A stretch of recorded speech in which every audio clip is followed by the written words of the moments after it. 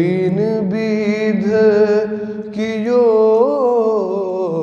रास, कछु इन विध कियो रास।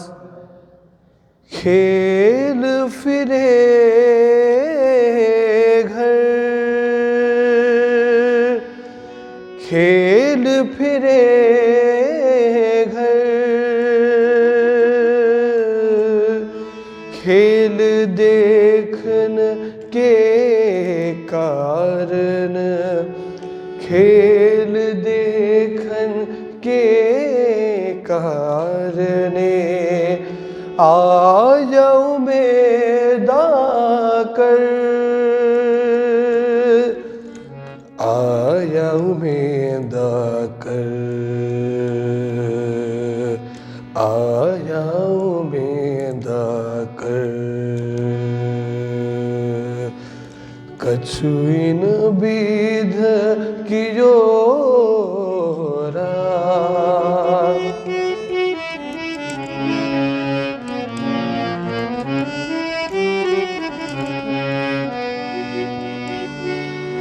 तब तीसरो रच के खेल, तब तीसरो रच के खेल। श्यामा जी आएत, श्यामा जी आएत, तब हम भी,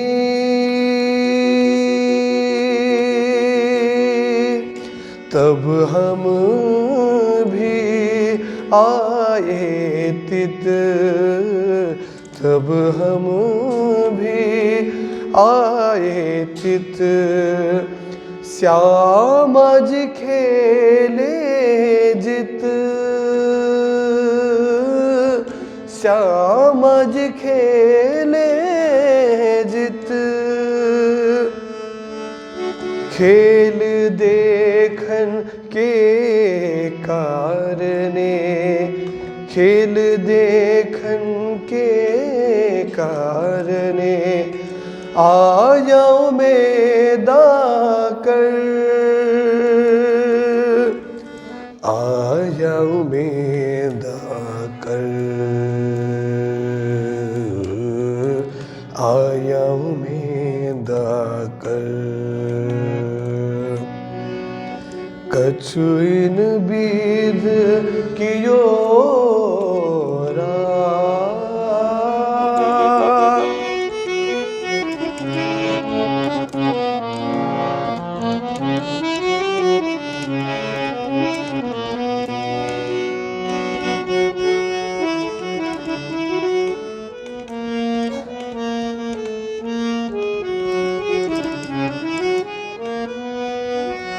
श्यामा जी को धनी ये, श्यामा जी को धनी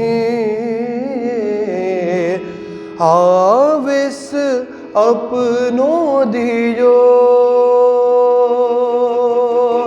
आवेश अपनो दियो। सब कहे के हकीकत, सब कहे के हकीकत। हुक्म ऐसा कियो, हुक्म ऐसा कियो। खेल देखन के कारणे, खेल देखन के कारणे आयऊ मेदा कर, आयऊ मेदा कर, आयऊ मेदा कर। कछुइन विध कियो रास, कछुइन विध कियो रास। बोलो श्री प्राणनाथ प्यारे की जय।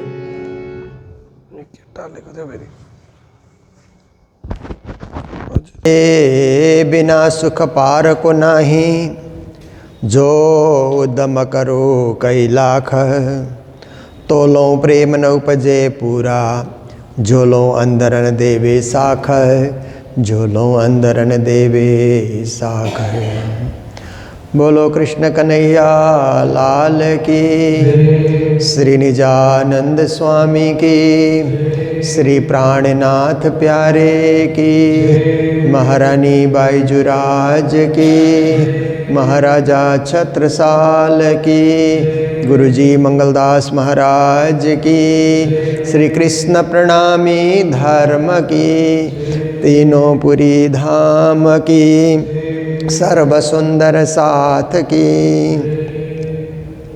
ए धोखे गुरु सर्वज्ञ न भाने प्रणाम। उपस्थित धर्म प्राण शिरोमणि सुंदर साथ जी, माताएं बहनें भाइयों, बहुत ही सुंदर अवसर, सुखद अवसर, आत्मा जागृति का अवसर, जो हमें वाणी के माध्यम से, ज्ञान के माध्यम से, चर्चा के माध्यम से, देखिए इस संसार के अंतर्गत जो भी माया का काम है ना, संसार का काम है, उसमें धोखा होता है, पर धर्म में धोखा नहीं होता है। क्योंकि धर्म सत्य है, धर्म प्रेम है, धर्म वास्तविकता है, धर्म परमात्मा का एक स्मरण है। तो श्री प्राणनाथ जी महाराज धोखे गुरु करके यहाँ शब्द का प्रयोग कर रहे हैं कि कई कई संप्रदाय में, कई तांत्रिक परंपरा में, कई चमत्कारिक परंपरा में क्या होता है कि जनता को धोखा दिया जाता है धर्म के नाम पर। कई लोग ऐसे करते हैं कि हम बड़ा कार्यक्रम करेंगे, इतने भागवत लगाएंगे या इतने हवन कराएंगे, ऐसे करेंगे, खूब पैसा इकट्ठा करते कुछ नहीं। ऐसे भी धोखा हो जाता है जनता के साथ, क्योंकि देश बड़ा है ना। बड़े देश में कई तरह के लोग रहते हैं, कोई ठगी धंधा करने वाले भी रहते हैं, कोई सत्यवादी भी हैं, अच्छे भी हैं, बुरे भी हैं। संसार तो इसी का मिश्रण है ना, अच्छे और बुरे लोगों का मिश्रण है। कहीं भी आप निकलो तो अच्छे लोग भी मिल जाते हैं और बुरे लोग भी मिल जाते हैं। कहीं भी बाजार में आप निकलो, कोई आपको रास्ता दिखाने वाला भी मिल जाता है, कोई आपको धक्का देने वाला भी मिल जाता है। कई लोग धक्का देते हुए चलते हैं ना, बूढ़े हैं कि बीमार हैं कि बच्चे हैं कि आदरणीय लोग हैं, कुछ उनको विवेक नहीं है, बस उनको चलना है पशुओं की तरह। जैसे पशु चलते हैं ना तो धक्का देते हुए चलते हैं ना, उनको विवेक नहीं है। ऐसे ही मनुष्य भी पशुता को लेकर के कई जगह अविवेक से चलते हैं। तो क्या है कि दुनिया के अंतर्गत अच्छे लोग मिलते हैं तो आप आगे जाइए, आप बैठिए, आप पहले ये काम कीजिए, और ऐसे बुरे लोग मिलेंगे तो हम किसी को आगे जाने नहीं देंगे। ऐसे करके वो रास्ता भी रोक लेते हैं कभी कभी। तो संसार क्या है? अच्छा और बुरा का सम्मिश्रण, भला और किसी के कुभला कहते हैं ना, अच्छे विचार और दूषित विचार का संसार सम्मिश्रण है। तो इसी प्रकार से किसी को सही सही सलाह देने वाले और किसी को धोखा करने वाले भी बहुत मिल जाते हैं। राजनीति के क्षेत्र में देखिए, कई नेता धोखा कर जाते हैं जनता के साथ। वोट के दिनों में घर घर आते हैं, हम ये करेंगे वो करेंगे, ऐसा करेंगे वैसा करेंगे। बाद में मिलने जाओ तो अपॉइंटमेंट ही नहीं देते हैं मिलने के लिए, व्यस्त हैं ऐसा करके मिलने का समय तक नहीं देते हैं। तो जनता के साथ धोखा हुआ। और कई कई व्यापारियों को देखिए, माल अच्छा है कहते हैं परंतु खराब माल भी बेच देते हैं ना कभी कभी। कपड़े में देखिए, खरीद करके लाइए जो ये फुटपाथ पे बिकते हैं ना, जूता चप्पल कपड़े जो भी सामान फुटपाथ में बिकते बहुत सस्ते होते हैं। वो थोड़े दिन में, हफ्ता 10 दिन में आप देखिए तो वो सब टूट टाट जाते हैं, फट जाते हैं। कपड़ा धो लो तो सिकुड़ जाते हैं, ऐसे है ना। तो व्यापार के क्षेत्र में यहाँ से लेकर के मिलावट करने वाले फिर खाने पीने की चीज़ में भी मिलावट कर देते हैं, जिससे लोगों का स्वास्थ्य ठीक रहता है शुद्ध आहार देने से। अगर आहार में मिलावट कर दिया तो सब बीमार हो जाएंगे। आज देखिए बड़ी बड़ी बीमारियां आ रही है ना, किडनी की बीमारी, कैंसर की बीमारी और भी बड़ी बड़ी बीमारी। डॉक्टर लोगों को पूछने से ये बीमारी कहाँ से आती है, बोलते हैं खाने पीने से ही, क्योंकि मिलावट की चीज़ें बहुत आती है। और सब्जी इत्यादि में भी क्या है, उगाने के लिए, जल्दी उगाने के लिए कई रसायन खाद डाले जाते हैं, तो उससे भी सब्जी में उसका असर आने से दूषित हो जाती है सब्जी भी। देखने में तो हरी हरी है सब्जी, परंतु क्या डाल करके उसको उगाया कुछ पता नहीं लगता। ऐसे ही आप देखिए कि बहुत सारी चीज़ों में, कभी कभी दूध में मिलावट कर देते हैं। दूध है नहीं परंतु उन्होंने दूध बना लिया किसी तरह से, कुछ केमिकल डाल करके दूध जैसा बना दिया। उसी से पनीर भी बन रहे हैं, लोग उसका स्वाद ले रहे हैं, खा रहे हैं, आप देखिए। तो ये मिलावट क्या है, धोखा है, जनता के साथ धोखा।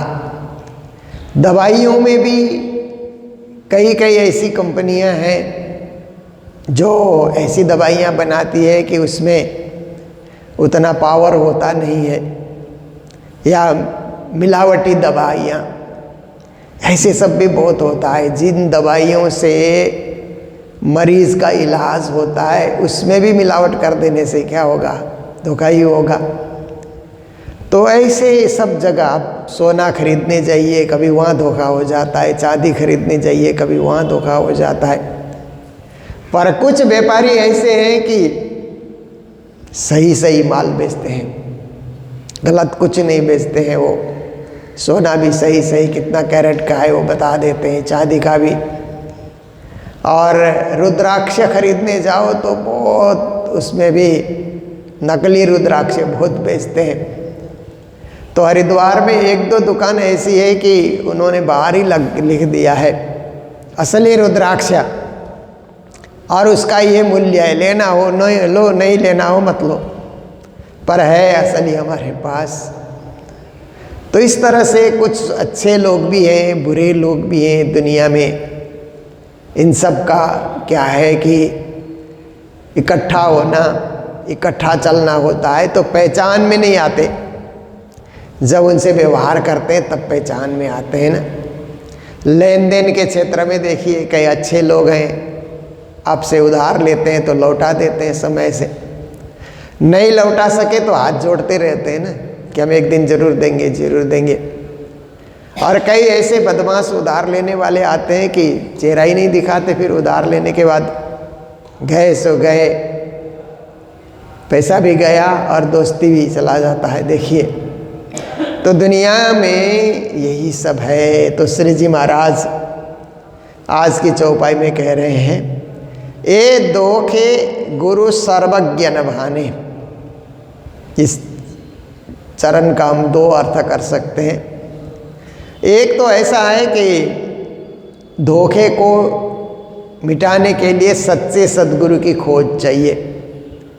धोखा देने वाले जो गुरु होते हैं ना, ऐसे गुरु को पहचानने के लिए सच्चे गुरु की संगत करें, खोजी करें। विवेक का प्रयोग करें तभी तो होता है। बिन विवेक प्रयोग किए कुछ होता नहीं, धोखा खा जाता है, धोखा वाले धोखा दे देते हैं। तो माया का धोखा भी मिटाने के लिए सच्चे सद्गुरु की जरूरत है। एक अर्थ ये हुआ। एक अर्थ धोखा देने वाले गुरु को सर्वज्ञ गुरु के सामने खड़ा कर दीजिए तो पता लग जाता है। देखिए कई मेडिकल के क्षेत्र में डॉक्टर लोग ऐसे ही MBBS की डिग्री लिख के बैठ जाते हैं, दवाइयाँ देते रहते हैं। थोड़े गांव इलाके में आप देखिए तो डॉक्टर का वो लगा करके बोर्ड लगा करके बैठे, दवाइयाँ दिए जा रहे हैं। उनके पास कोई पढ़ाई की सर्टिफिकेट नहीं है, थोड़ी से मेडिकल लाइन में कुछ सीख लिया, दवाई दिए जा रहे हैं।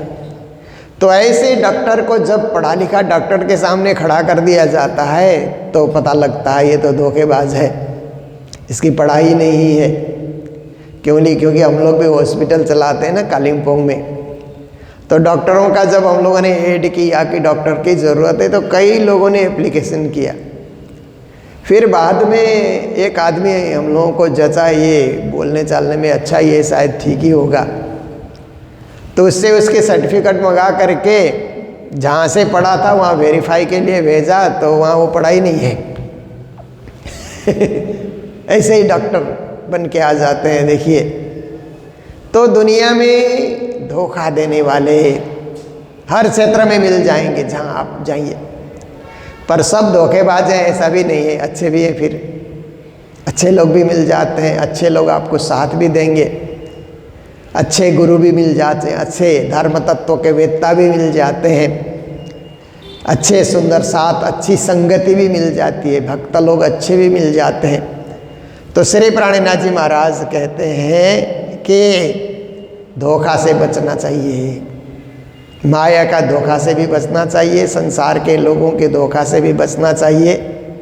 और सर्वज्ञ जो गुरु हैं, सब कुछ जानने वाले, तारतम का तत्व बताने वाले, परम धाम का रहस्य बताने वाले, मन का अंधकार मिटाने वाले, अविवेक को मिटाने वाले। क्योंकि जब तक मन का अंधकार नहीं मिटता है ना, लोग भटकते रहते हैं। पर एक बार उनको लग जाए कि मेरा मन का अंधकार मिट गया, अब मैं टिक गया। क्योंकि धार्मिक क्षेत्र में भी कई लोग क्या है कि टिकते नहीं हैं, इधर से उधर भागते हैं, उधर से उधर भागते हैं, कुछ करते रहते हैं। पर एक बार उनको ऐसा हो जाए कि हम जहाँ टिके सो टिके, अब हम हिलने वाले नहीं हैं, जो पाना था मैंने पा लिया, परम धाम से परे तो कोई बताएगा नहीं, और अनन्य प्रेम लक्षणा भक्ति से बड़ी बात कोई बताएगा नहीं, तारतम से बड़ा मंत्र कुछ मंत्र है ही नहीं। जब ये चीज़ें हमको मिल चुकी है तो अब हम क्यों भटके, काहे भटके। हम जो भाग्य लेकर के आए हैं हमारे साथ वही होना है, कोई किसी का भाग्य हमारे पर डालेगा तो नहीं। हम जहाँ खड़े हैं और जितना हम कमा सकते हैं, जितना हम पुण्य कर सकते हैं, हमें जो करने के लिए परमात्मा ने निश्चित करके भेजा है उतना काम हम करेंगे। जिसने हमें रचा, जिसने हमें जन्म दिया, जिसने हमें जीवन दिया, उसने हमें कुछ करने के लिए भेजा है और उसकी प्रेरणा से वो काम होता ही रहेगा। बाकी और लोग हमारे भाग्य को कोई बदल नहीं सकते हैं, और भाग्य से ज़्यादा और समय से पहले कुछ नहीं मिलता, कहते ना, समय से पहले फल नहीं लगता है, समय लगता है फल फलने में भी। और भाग्य जो आपका है उससे बढ़ कर के कुछ ज़्यादा आपको मिलने वाला नहीं है। इसलिए एक चित्त हो करके अपने सद्गुरु और अपनी परंपरा और अपने सिद्धांत में विश्वस्त हो करके रहना चाहिए। जिन पाया सब विवेक, पर ये कौन करता है जिसके पास विवेक का उदय होता है। ज्ञान के बाद विवेक का उदय होना, विवेक मतलब सत्य और असत्य का निर्णय करने की क्षमता उदय होना। क्या सच है, क्या झूठ है, कहाँ जाना चाहिए, कहाँ नहीं जाना चाहिए, क्या करना चाहिए, क्या नहीं करना चाहिए, क्या खाना चाहिए, क्या नहीं खाना चाहिए।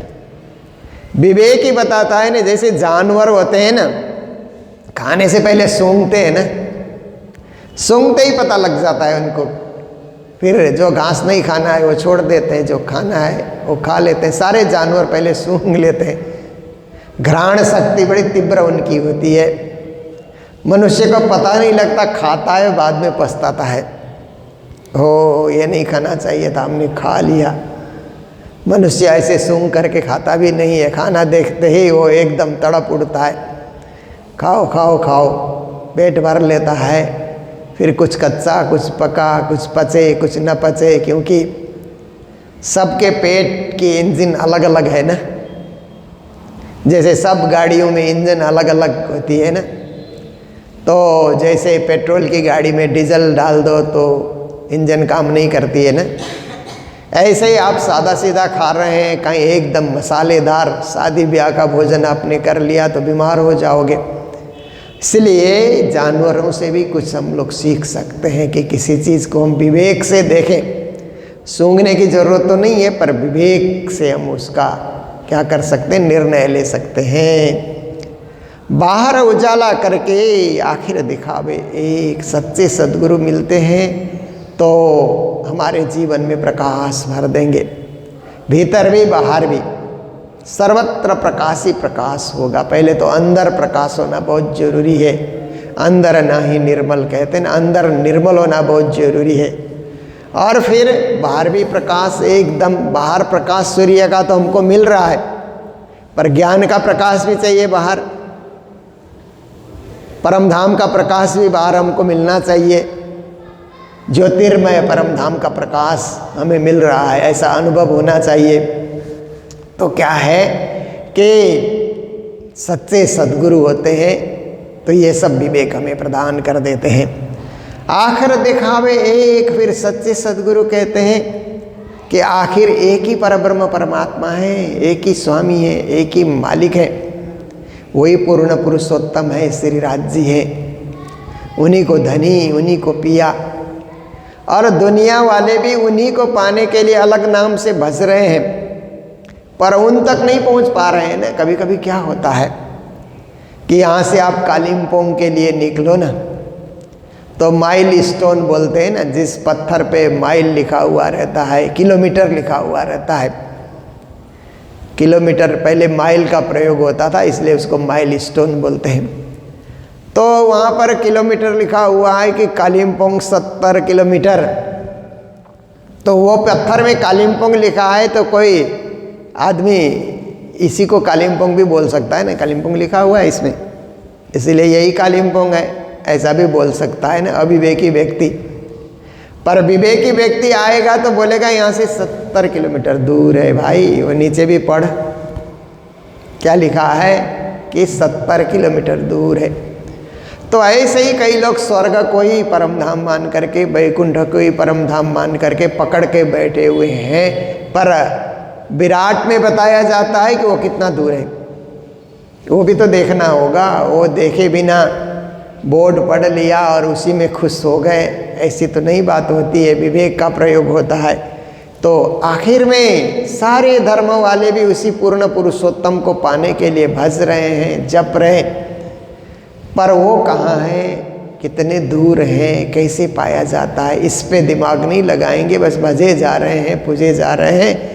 पर श्री जी कहते हैं कि आखिर सबका मालिक, धनी सबों का एक, मालिक सबका एक है, आखिर दिखावे एक। महामत सो गुरु कीजिए जो बतावे मूल अंकुर। फिर वेदांतियों से चर्चा हो रही है ना, कई दिन से ये प्रकरण हम लोग सुनते आ रहे हैं। सूरत में श्री जी महाराज बैठे हुए हैं और कई वेदांतियों ने उनको घेर के रखा, रोज ही चर्चा होती है। तो श्री प्राणनाथ जी महाराज ने कहा कि देखो वेदांतियों, देखो ज्ञानियों, देखो मुनियों, देखो संतों, ऐसे गुरु करो जो बतावे मूल अंकुर। आपकी आत्मा का अंकुर कहाँ से प्रस्फुटित हुआ, अंकुर का आना कहाँ से हुआ, वो मूल अंकुर को देखो। क्योंकि आत्मा तो अजर अमर अविनाशी है, तो अविनाशी जगह से ही आत्मा आई है। संसार तो नश्वर है, 14 लोग भी नश्वर है, तो उससे भी परे से आत्मा आई है। इसलिए आपका मूल अंकुर कहाँ का है, गौलोक धाम का है, केवल धाम का है, सबलिग धाम का है, सत्स्वरूप धाम का है, अक्षर धाम का है, परम धाम का है। मूल अंकुर कहाँ है? तो मूल अंकुर बताने वाले सच्चे सद्गुरु की खोज करो। आत्म अर्थ लगाओ, वहीं ऐसे सद्गुरु मिल जाते हैं तो सब शास्त्रों का आत्मा परक अर्थ कर देंगे। संसार परक, शरीर परक, कर्म परक अर्थ नहीं करेंगे। आत्मा परक, आत्मा तत्व का बोध करा देंगे, आत्मा की वस्तु स्थिति समझा देंगे कि आत्मा कहाँ जाकर के अखंड होती है और कहाँ से बिछुड़ करके आई है। सारे शास्त्रों का प्रमाण देते हुए आत्मा अर्थ लगाएंगे। तब पिया वतन हजूर, जब ऐसे सद्गुरु मिलेंगे आत्मा अर्थ लगाने वाले, तब आत्मा की पहचान हो जाएगी। तो आत्मा के मालिक पिया परमात्मा पुरुषोत्तम श्री राज्य है ना, बस उनके हजूर, उनके पास होने का, उनके निकट होने का, उनके ही करीब होने का, उनके ही चरणों के इर्द गिर्द होने का अनुभव हो जाता है। क्योंकि आप हम सब लोग को होता है ना, जब हम लोग ध्यान करते हैं, पूजा करते हैं तो भी मूल मिलावे का ध्यान होता है। घर में पूजा कर रहे हैं, मूल मिलावे में रहस्य में बैठे हैं, हम उन्हीं की पूजा कर रहे हैं। चरण धो रहे हैं, चंदन कर रहे हैं, वंदन कर रहे हैं, आरती कर रहे हैं, पूजा कर रहे हैं, सब रहस्य को याद करते हुए एकदम हजूर में। मंदिर में, घर में बैठते हैं तो सामने राज्य, हम उनके हजूर, चरणों में हम बैठे हुए, ऐसा अनुभव होता है। जब ज्ञान की प्राप्ति होती है तो मंदिर भी आते हैं, तब भी उनके चरणों में मूल मिलाव में बैठने का अनुभव होता है। तब पिया वतन हजूर, तब हम पिया के पास, अपने ही वतन में बैठे हुए, हजूर में बैठे हुए, पास में बैठे हुए, करीब में बैठे हुए। देखिए ना, जो गुरु के बिल्कुल पास बैठता है ना, उसको हजूरी कहते हैं ना। हजूर बुलाते ही हजूर करके उपस्थित हो जाए तो उसको हजूरी कहते हैं। गुरुजन जो होते हैं, ऐसे तो असिस्टेंट कहा जाता है, अंग्रेजी में असिस्टेंट, और राजनीति में पीए कहा जाता है। नेता का पीए होता है ना, पर धार्मिक क्षेत्र में हजूरी कहते हैं। गुरु के साथ, हाँ जी हजूर ऐसे कहते हुए उसका नाम बुलाया, हजूर करके उपस्थित हो गया तो हजूरी, हजूर से हजूरी नाम उसका पड़ गया। पर आजकल के हजूरी तो कहाँ मोबाइल में व्यस्त होते हैं, पता ही नहीं लगता है, गुरु बुलाते रह जाएगा।